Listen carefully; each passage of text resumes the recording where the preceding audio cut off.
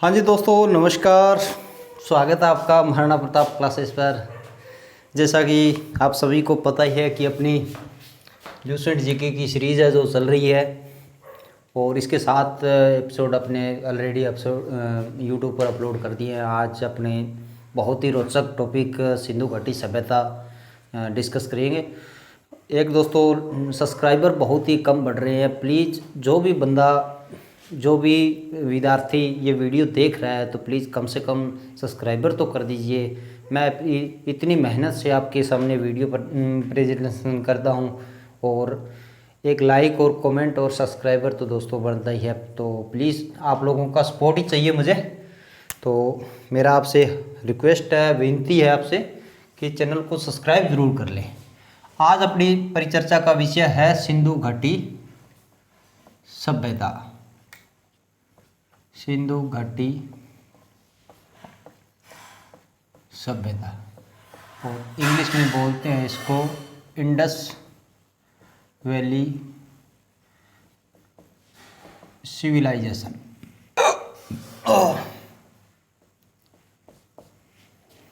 Indus valley civilisation.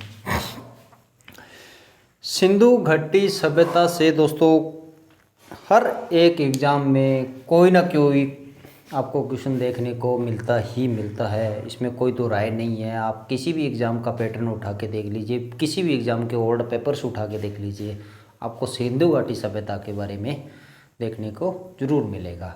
दूसरा, मैं discuss कर लूँ कि अब तक अपने जो पढ़ाया है उसका थोड़ा सा मैं हर बार यही कह के चलता हूँ कि पीछे की चीज़ें अपने को रिवाइज़ करके चलनी है, पीछे की चीज़ों को लिंक करके चलना है। तो अगर अपने पीछे की चीज़ों को लिंक करके चलेंगे तो दोस्तों इसमें अपनी ही आसानी होगी। अपना इतिहास के टॉपिक चल रहा था, जो था अपना घटनाओं के आधार पर, और दूसरा था अपना लेखन के आधार पर। लेखन के आधार पर अपने 3 भागों में बांटा था, जिसमें प्राग ऐतिहासिक काल, प्री हिस्ट्री पीरियड, दूसरा आदि ऐतिहासिक काल, और तीसरा अपना था ऐतिहासिक काल, हिस्ट्रिक पीरियड। प्राग ऐतिहासिक काल में अपने देखा कि मनुष्य किस प्रकार से जीवन पे आया, और सबसे पहले मनुष्य को वैज्ञानिक नाम जो दिया गया वो होमो सेपियंस दिया गया। और आज से 30 से 40 हज़ार साल पहले होमो सेपियंस यानी कि ज्ञानी मानव की उत्पत्ति हुई थी। उससे पहले अपने देखें तो भारत में नर्मदा सोन घाटी से सबसे पहले एविडेंस मिले थे, जो कि ज्ञानी मानव के सबसे पहले भारत में एविडेंस माने जाएँ तो नर्मदा सोन घाटी से मिले थे। उसके बाद मैंने एक डिस्कस किया था कि सीधा मानव तो बन नहीं गया था, और बताया जाता है कि इतिहासकारों ने ये बताया है कि सबसे पहले मानव की जो प्रजाति थी वो एक बंदर के रूप में थी। और बंदर से जैसे मानव और बंदर एक मैंने कैटेगरी दर्शाई थी, जिसमें सबसे पहले मैंने बंदर लिखा था, उसके बाद मैंने बंदर प्लस मानव और लास्ट में मानव दिया था। तो बंदर प्लस यानी कि जो कैटेगरी थी जिसमें आधे गुण बंदर के थे और आधे गुण मानव के थे, तो उस कैटेगरी को इतिहासकारों ने मानव कप्पी यानी कि ह्यूमन एप का नाम दिया था। और ह्यूमन एप के आपको साक्ष्य जो है वो असम के रूप में, श्वेत गिबन के रूप में मिले हैं। दूसरा अपने डिस्कस करें तो अब तक अपने उसमें ये प्राग ऐतिहासिक काल के बारे में मानव कपी के अपने देख ही लिया, और जिसको नर्मदा सोन घाटी से अपने ज्ञानी मानव की उत्पत्ति माना जाता है, जो साक्ष्य मिले हैं उसको नर्मदा मेन कहा गया। और नर्मदा मेन कहा गया। और दूसरा ज्ञानी मानव है जो 30 से 40 हज़ार साल पहले आया था। उसके बाद प्राग ऐतिहासिक काल को अपने दोस्तों 3 भागों में, प्राग ऐतिहासिक काल का अगर एग्जाम्पल मान के चले देखें तो पाषाण काल से हुआ था, और पाषाण काल को अपने 3 भागों में बांटा था। स्टोन एज को अपने 3 भागों में बांटा था, जिसमें पूरा पाषाण काल और मध्य पाषाण काल और नव पाषाण काल में। पूरा पाषाण काल में दोस्तों आपको ज्ञानी मानव सिर्फ पत्थरों के औजारों का प्रयोग करके और शिकार करके आखेटक संग्रह के रूप में अपनी ज़िंदगी बिता रहा था। उसका एक ही मकसद था, भी खाना खाया और सो गया। उसके बाद पूरा पाषाण काल में एक सबसे रोचक बात आती है कि आग पर नियंत्रण। मैंने उस दिन भी बताया था, ल्यूसेंट के किताब में ये ज़रूर दिया हुआ है कि आग के आविष्कार है दोस्तों, आग का आविष्कार मानव ने नहीं किया था। आग तो पहले से ही धरती पर थी, आग तो पहले से ही अर्थ पर थी, आग तो धरती पर थी, बट उस पर आग पर नियंत्रण करना मानव ने सीख लिया था। अभी पानी से बुझाना है, मिट्टी से बुझाना है, किससे बुझाना है, वो उसने सीख लिया था। उसके बाद अपनी बात आई थी मध्य पाषाण काल में, कोई भी ऐसी बड़ी घटना नहीं है जिसको अपने याद करने की ज़रूरत है। और तीसरा अपना रोचक लास्ट में सबसे टॉप पॉइंट निकल के आता है, वो है नव पाषाण काल का नियोलिथिक एज। नियोलिथिक एज में दोस्तों अपने पढ़ा था कि मानव ने कृषि करना सीख लिया था, दूसरा पशुपालन सीख लिया था, और तीसरा पहिए का आविष्कार हो गया था, और चौथा स्थायी निवास हो गया था। कृषि करने से मैंने आपको एक एग्जांपल देकर भी बताया था अभी किस प्रकार से एग्रीकल्चर करने से उनका ये चारों चीज़ें लिंक क्यों हैं। इसीलिए लिंक है दोस्तों, क्योंकि परमानेंट सेटलमेंट वो कृषि करता था और उसके बाद वहाँ रहना शुरू कर लिया। दो मानव और आए, वो भी वहाँ रहने लगे, और पालतू कुत्ता जानवर जो है सबसे पहला जानवर बना था, तो वो इसलिए बना था। उसके बाद कृषि में आपने देखा भी गेहूं और जौ के जो साक्ष्य हैं मेहरगढ़ बलूचिस्तान, पश्चिमी बलूचिस्तान से प्राप्त हुए। चावल के साक्ष्य कोल्डी हवा नामक स्थान से जो उत्तर प्रदेश में स्थित है, वहाँ से अपने को इसके साक्ष्य मिले। और सबसे पहला जो औजार है वो है तांबे का, जिसको अपने कुल्हाड़ी एक्स के रूप में सबसे पहले मिला, वो था अतिरपक्कम तमिलनाडु से। तो ये तो थी दोस्तों कुछ पीछे की बातें, और जो मैंने अभी तक आपको लिंक करके बताया है।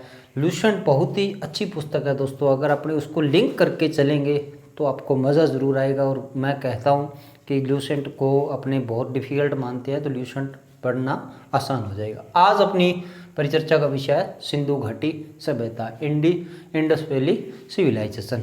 सबसे पहले आपके दिमाग में क्वेश्चन एक ही आएगा कि सर ये सभ्यता कितनी पुरानी है। तो मैं आपको दोस्तों इसका समय बता दूं, तो इसका समय लगभग आज से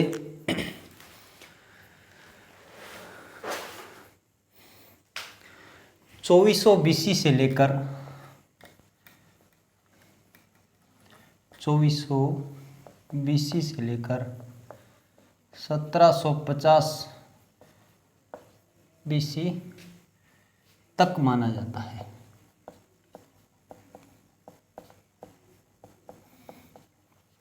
अब दोस्तों सबसे पहले आपके दिमाग में आया कि यहाँ BC दिया हुआ है, AD नहीं दिया हुआ। BC मतलब आपको 2000 में अगर अपने जोड़ के देखें तो आज से लगभग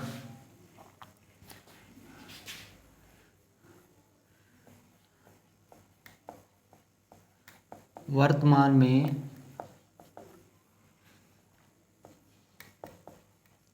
आज से लगभग यूं कह लीजिए 4500 साल पहले या 4500 साल पहले की यह सभ्यता है।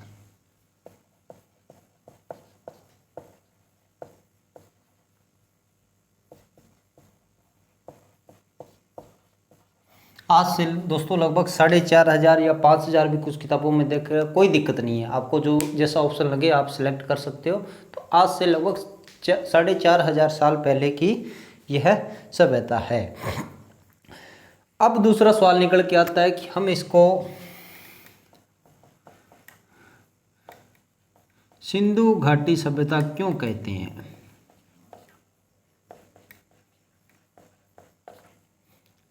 दोस्तों नहीं, एक मिनट, मैं यहाँ इसकी सिर्फ परिभाषा लिखकर ही, परिभाषा मैंने बोल तो दिए ही आपको कि सिंधु घाटी सभ्यता इसको क्यों कहा जाता है। तो इसका मैं आपको बता दूं कि सिंधु घाटी सभ्यता क्यों कहा जाता है। Why we are calling Indus valley civilisation, जिसका विस्तार सिंधु नदी तंत्र के क्षेत्र में हुआ था। तो अपने ये मान के चलते हैं कि इस सभ्यता का विकास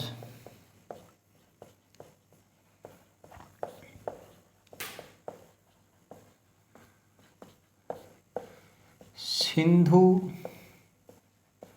नदी तंत्र में हुआ था, इसलिए दोस्तों इसको सिंधु घाटी सभ्यता कहा जाता है। सिंधु घाटी सभ्यता कहा जाता है। इस सभ्यता का विकास सिंधु बेसिन में हुआ था, इसलिए दोस्तों इसको सिंधु घाटी सभ्यता का नाम दिया जाता है। इंडस रिवर बेसिन में इसका ज़्यादा विस्तार देखने को मिलता है। सिंधु घाटी तंत्र जो अपने को ये कह सकते हैं कि इसकी जो सहायक नदियां हैं उसको सिंधु घाटी तंत्र कहा जा सकता है। जिस प्रकार से एक नदी की बहुत सी सहायक नदियां होती है दोस्तों, उसी प्रकार तो इसका विस्तार दोस्तों सिंधु घाटी नदी तंत्र के अंतर्गत हुआ था। इसके अंतर्गत सिंधु घाटी नदी तंत्र अपनी उसको कहते हैं रिवर बेसिन, उसको कहा जाता है, जिसमें कुछ और अन्य नदियां इसकी सहायक नदियां होती हैं। तो जैसे आपको एग्जांपल देके बताऊं तो हड़प्पा सभ्यता है जो रावी नदी पर मिली है, चिनाब, झेलम, ये सारी इसकी क्या मान लो रिवर बेसिन है, ये इसका नदी तंत्र है। तो उसी के सारे जो ज़्यादातर पूरा स्थल मिले हैं, इनके जो भी अपने खोजे गए स्थल मिले हैं वो ज़्यादा इसी के बेसिन तंत्र में मिले हैं। इसको इसीलिए कॉलिंग इसको भी कहा जाता है कि सिंधु घाटी सभ्यता इसको कहा जाता है। दूसरा अपने एग्जाम्पल ये भी देख सकते हैं कि इसके सबसे ज़्यादा स्थान मैक्सिमम प्लेसेस जो हैं वो सिंधु घाटी नदी तंत्र में मिले हैं, इसलिए इसको सिंधु घाटी सभ्यता कहा जा सकता है। और तीसरी चीज़ अपने को सबसे इम्पोर्टेंट देखने को मिलती है कि इसकी लिपि देखने को मिली है जो अभी तक पढ़ी नहीं जा पाई है, इसलिए सिंधु घाटी सभ्यता को आदि ऐतिहासिक सभ्यता भी कहा जाता है। तीसरा अपने देखें तो दोस्तों इसके लिपि से संबंधित है, और जो इसकी लिपि मिली है, जो इसकी स्क्रिप्ट मिली है, जो इसकी लिपि मिली है वो दोस्तों अभी तक पढ़ी नहीं जा सकी है, रीड नहीं की जा सकी है दोस्तों, जा सकी है, इसलिए इस सभ्यता को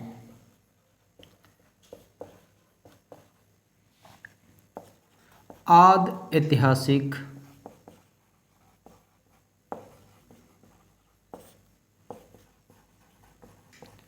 सभ्यता कहा जाता है दोस्तों। जो इसके लिपि मिली है दोस्तों वो चित्रात्मक है, भाव चित्रात्मक है। उस पर सिर्फ अपने को इसकी जो मोहरें प्राप्त हुई हैं, जो भी बर्तन प्राप्त हुए हैं, जो भी जितने भी कुछ शिलालेख या कुछ भी एनीवन जो भी प्राप्त हुआ है दोस्तों, वो उन पे चित्रों के माध्यम से पता नहीं किस प्रकार से उसको समझाया गया है। तो उसमें दोस्तों अपने को उस लिपि को अभी तक अपने पढ़ा नहीं जा सका है, इसलिए इतिहासकारों ने इसको आदि ऐतिहासिक काल कहा है। क्योंकि अपने डिस्कस किया था कि प्राग ऐतिहासिक काल वो काल था जिसमें आपको कोई भी स्क्रिप्ट देखने को नहीं मिलेगी। अब स्क्रिप्ट नहीं होगी तो पढ़ने का तो कोई मतलब ही नहीं बनता। दूसरा अपने आदि ऐतिहासिक काल में देखा था, तो ये अपना दूसरा चैप्टर था, जिसमें तीसरा चैप्टर था जिसमें अपने आदि ऐतिहासिक काल और आदि ऐतिहासिक काल में सिंधु घाटी सभ्यता को मैंने उदाहरण दिया है। तो आदि ऐतिहासिक काल इतिहासकारों ने इसलिए दिया है कि दोस्तों उसमें अपने को लेखन जो अपनी लिपि है वो देखने को मिली है, लेकिन स्क्रिप्ट अपने को देखने को मिली है, बट दोस्तों उसको अभी तक पढ़ा नहीं जा सका, उसको अभी तक रीड नहीं किया जा सका है। तो ये थी इसका लिपि के बारे में।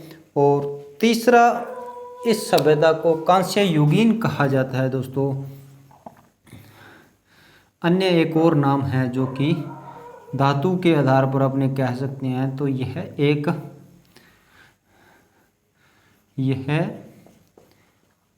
कांस्य युगीन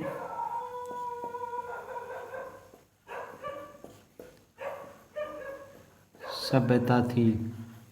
अब क्यों थी इसका मैं एग्जाम्पल बता के देता हूँ कि दोस्तों ब्रॉन्ज एज मेटल का इसमें सबसे ज़्यादा तो नहीं कह सकते दोस्तों, क्योंकि इसमें अपने को कांस्य को ब्रॉन्ज कहा जाता है। तो ब्रॉन्ज मेटल कांस्य धातु का उपयोग देखने को मिला था, इसलिए इतिहासकारों ने इसे कांस्य युगीन सभ्यता कहा है। कांस्य मैं आपको बता दूं कि दोस्तों तांबा और टिन से मिलाकर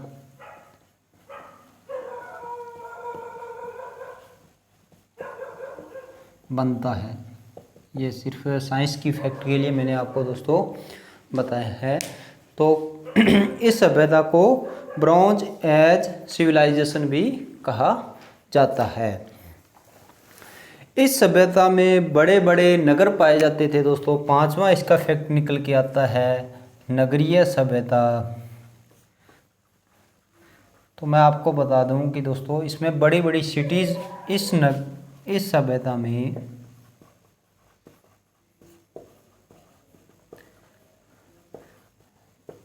बड़े बड़े नगर पाए जाते थे।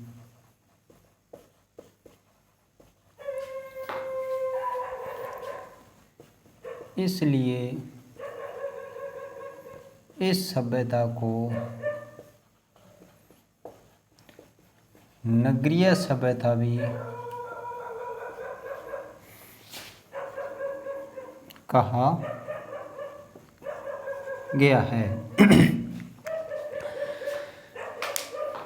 इस सभ्यता में बड़े बड़े नगर पाए जाते थे और बड़ी बड़ी सिटीज़ पाई जाती थी दोस्तों। मोहनजोदड़ो एक बहुत बड़ा शहर था, हड़प्पा एक बहुत बड़ा शहर था। इस कारण इसे एक नगरीय सभ्यता भी कहा जाता है।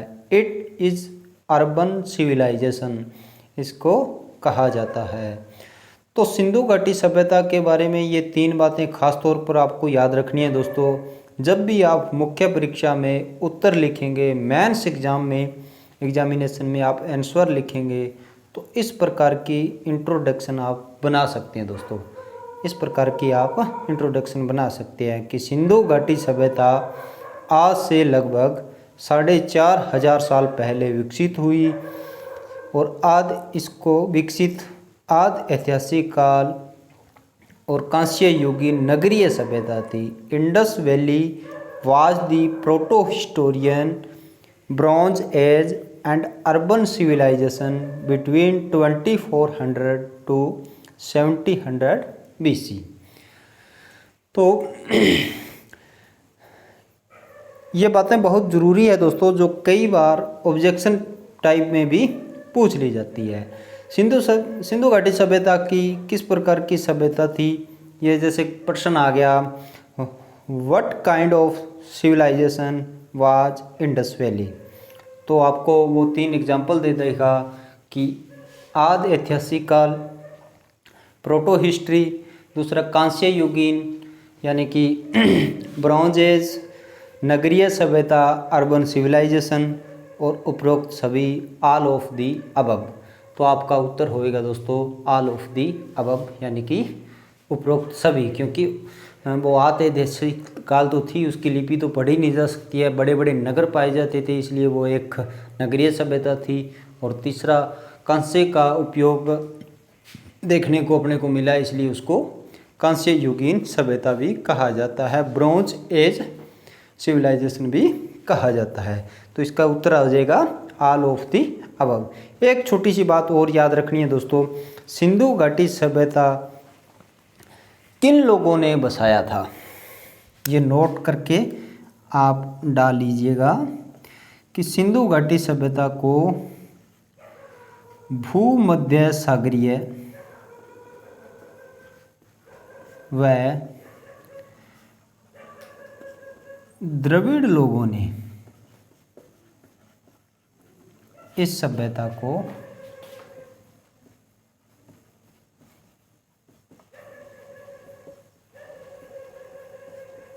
बसाया था।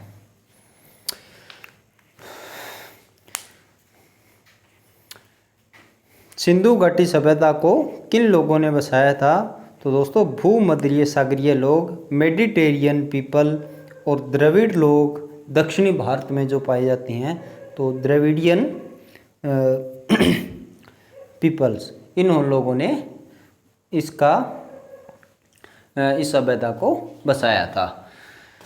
अब अपने इसके ये तो यहाँ तक थी, मैंने आपको रिवाइज भी करवा दिया, और ये तो था इसका थोड़ा सा छोटा सा डिस्कस इसके बारे में, सामान्य जानकारी के बारे में। ये थी इंडस वैली सिविलाइजेशन की जनरल इन्फॉर्मेशन दोस्तों। अब इसका प्रश्न दूसरा निकल कर आता है कि इसके खोजकर्ता व नामाकरण, भी इसको नाम किसने दिया, इसकी खोज किसने की, और इतनी बड़ी ये नगरीय सभ्यता थी तो कौन कौन लोग इसमें शामिल हुए थे, किन किन ने। तो दूसरा पॉइंट अपना आ जाता है दोस्तों कि इसके खोजकर्ता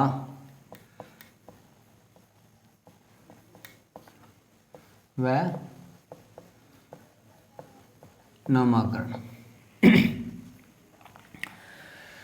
खोजकर्ता और नामाकरण में अगर अपने नाम देखें तो दोस्तों एक नाम निकल के आता है, एक व्यक्ति थे राय बहादुर दयाराम साहनी।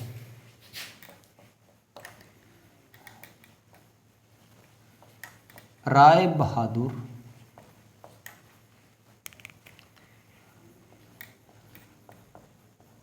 दयाराम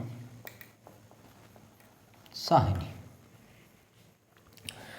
राय बहादुर दयाराम साहनी ने इस सभ्यता की खोज 1921 में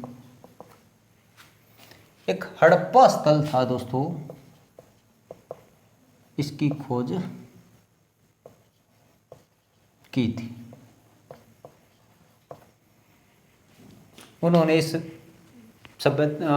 मान लो स्थल का नाम दिया था दोस्तों हड़प्पा। एक व्यक्ति थे दयाराम साहनी ने इस सभ्यता को खोजा, और उन्होंने 1921 में रावी नदी के किनारे एक बहुत ही बड़े शहर को खोजा, और इस शहर का नाम रखा था सो दोस्तों हड़प्पा सभ्यता, और इसी के कारण इसका नाम रखा गया था हड़प्पा सभ्यता। सबसे पहले इसका नाम दोस्तों था हड़प्पा सभ्यता और रावी नदी, क्योंकि हड़प्पा एकमात्र ऐसा जो सिटीज है दोस्तों जो अपने को रावी नदी के किनारे देखने।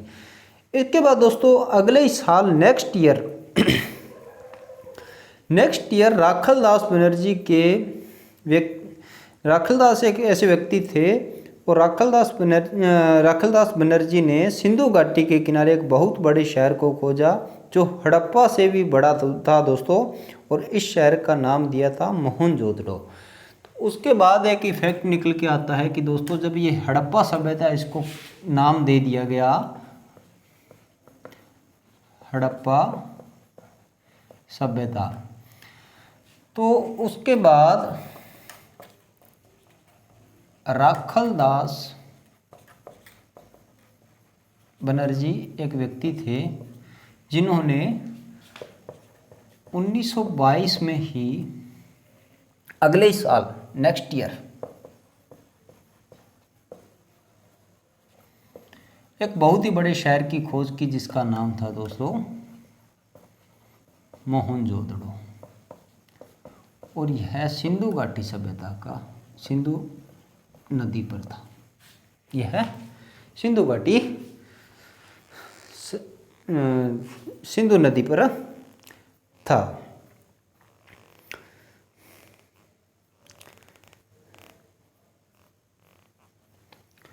तो कहा गया कि दोस्तों इसको अपने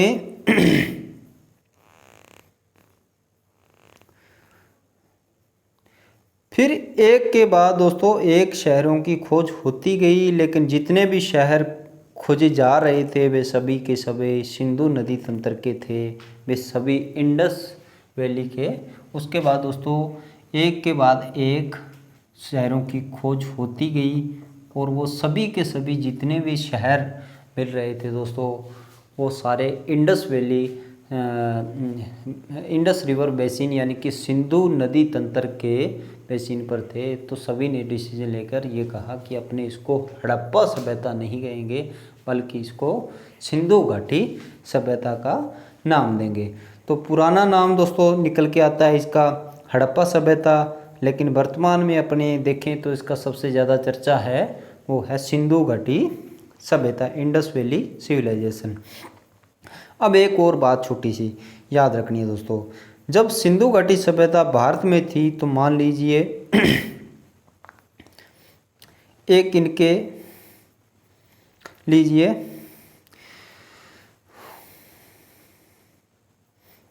भारत में जब सिंधु घाटी सभ्यता का विकास हो रहा था तो दोस्तों उसी समय भारत में जब सिंधु घाटी सभ्यता का विकास हो रहा था तो ये मान लीजिए सिंधु घाटी सभ्यता है, इंडस वैली सिविलाइजेशन का जब विकास हो रहा था तो दोस्तों एक दजला फरात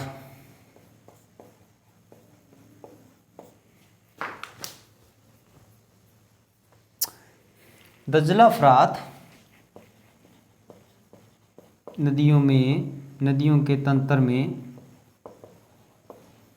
या यूं कह सकते हो ईरान इराक के क्षेत्र में, ईरान इराक वाले क्षेत्र में, क्योंकि पहले इकट्ठे थे क्षेत्र में, एक सभ्यता का विकास हो रहा था, उसका नाम था दोस्तों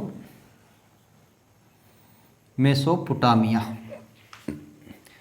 जब सिंधु घाटी सभ्यता का विकास हो रहा था तो उसी समय मेसोपोटामिया भी दजला फरात नदियों के क्षेत्र में, ईरान इराक वाले क्षेत्र में दोस्तों एक सभ्यता विकसित थी जिसको कहा जाता था मेसोपोटामिया सभ्यता। इसको कहा जाता था मेसोपोटामिया सभ्यता। मैं मानचित्र के माध्यम से इसलिए समझा रहा हूँ दोस्तों क्योंकि आप फैक्ट के आधार पर पढ़ोगे तो ये चीज़ें आपको थोड़ा सा मुश्किल लगेगी, इसलिए मैंने थोड़ा सा आपको एक डिस्कस के बारे में बताया कि इस तरह से आप माइंड में चित्र याद रखोगे, थोड़ा आपको आसानी हो जाएगी। और मिस्र वाले इलाके में जो अफ्रीका इलाका है, तो अफ्रीकी के मिस्र वाले इलाके में दोस्तों एक सभ्यता विकसित थी जिसका नाम था मिस्र की सभ्यता, इजिप्शियन सिविलाइजेशन, जिसको कहा जाता था कि मिस्र की सभ्यता तो मिस्र की सभ्यता कहा जाता था। क्या होता था दोस्तों, इन सभ्यताओं के बीच में व्यापार हुआ करता था।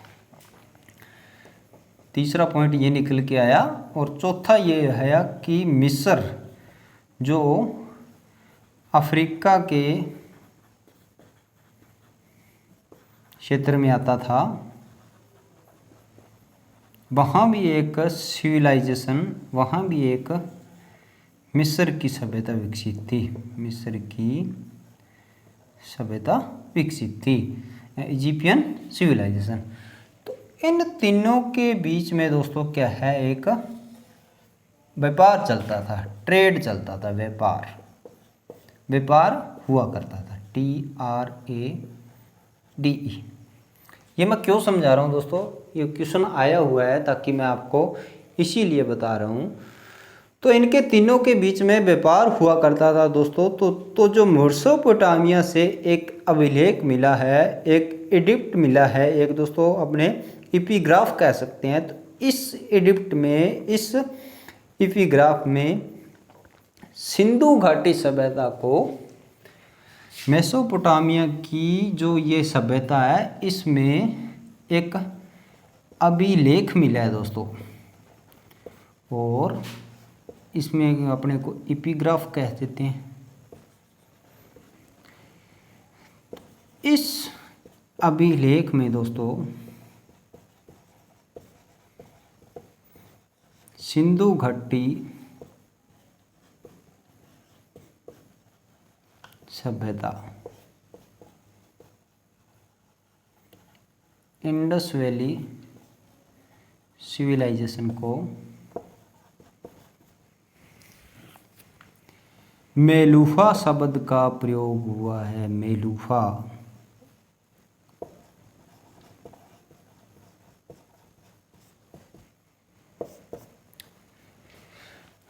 तो जो मेसोपोटामिया सभ्यता से दोस्तों जो एक अभिलेख मिला है, एक अपने ये कह सकते हैं कि एपिग्राफ या एब्रिक्ट मिला है, उसमें अपने को दोस्तों जो सिंधु घाटी सभ्यता है, इंडस वैली सिविलाइजेशन है, उसमें मेलुहा शब्द का इसका प्रयोग हुआ है। और मेलुहा शब्द है जो सिंधु घाटी सभ्यता में, इसको मेलुहा कहा जाता था मेसोपोटामिया की। ये प्रश्न पूछा हुआ है, इसीलिए मैंने दोस्तों आपको मानचित्र के थोड़ा सा एग्जाम्पल देके आपको बताया है कि प्रश्न आया हुआ है कि सिंधु घाटी सभ्यता में अपने को मेसोपोटामिया के क्षेत्र में सिंधु घाटी सभ्यता को किस नाम से जाना जाता है, तो अपने उत्तर दे सकते हैं दोस्तों कि मेलुहा शब्द के नाम से जाना जाता है।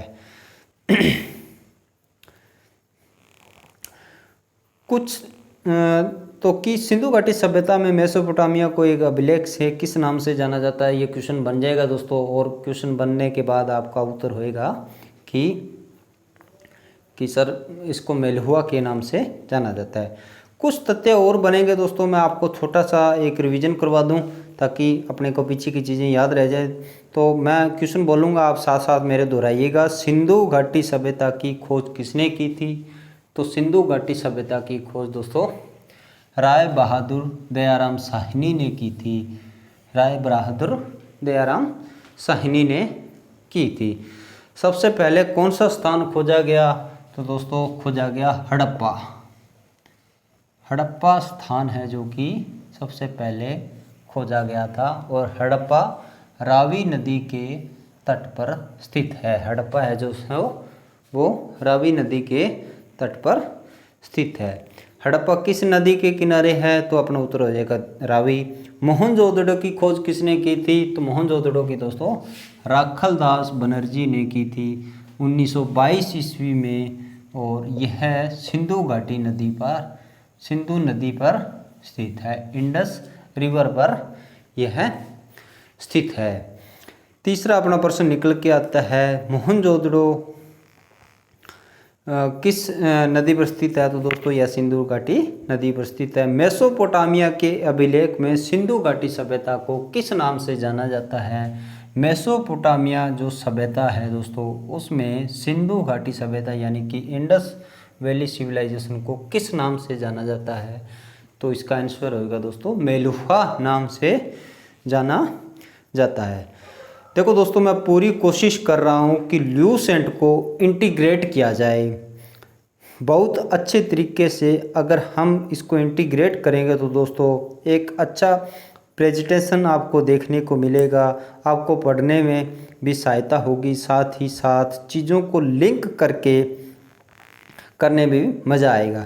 देखिए ल्यूसेंट बहुत अच्छी किताब है दोस्तों, मैंने पहले भी आपको बताया है। किसी भी एग्ज़ाम के लिए बस उसे लिंक करके अपने आप को पढ़ाना सीखना पड़ेगा।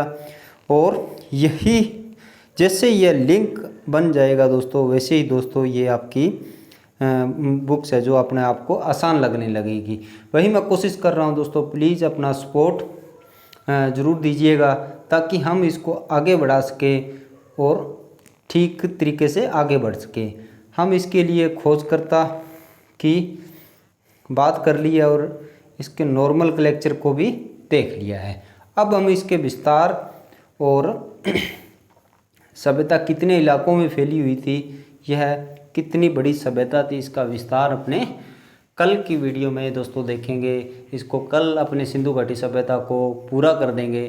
तो जैसा दोस्तों मैंने बताया है कि किताब जो है बहुत ही अच्छी किताब है, इसको अपने को सिर्फ इंटीग्रेट करके इसको मैंने जिस तरह से आपके सामने प्रेजेंटेशन किया है दोस्तों, ये चीज़ें आपको कहीं नहीं मिलेगी। मैंने इसको बहुत ही सरल तरीके से बनाकर इसको आपके सामने पेश किया है। ये चीज़ें आप अगर इस तरह से लिंक करके पढ़ोगे तो मुझे पूरा विश्वास है कि आपको ये किताब बिल्कुल याद हो जाएगी। दूसरा, मैं दोबारा फिर रिपीट कर रहा हूँ, मैंने शुरुआत में भी दोस्तों आपको बोला था कि ज़्यादा से ज़्यादा चैनल को ज़रूर सब्सक्राइब कर लें दोस्तों, आप लोगों का सहयोग ही मेरा विश्वास है। और अपने ल्यूसेंट बिल्कुल कवर कर देंगे। आप किसी भी एग्ज़ाम में अगर आपका इंडियन जीके आ रहा है तो मैं ये वादा करता हूँ कि मेरे पढ़ाए हुए किताब से आपको कोई भी चीज़ बाहर नहीं आएगी और आपको किसी और वीडियो की ज़रूरत नहीं पड़ेगी। तो आज के लिए बस दोस्तों इतना ही। धन्यवाद। जय हिंद, जय भारत।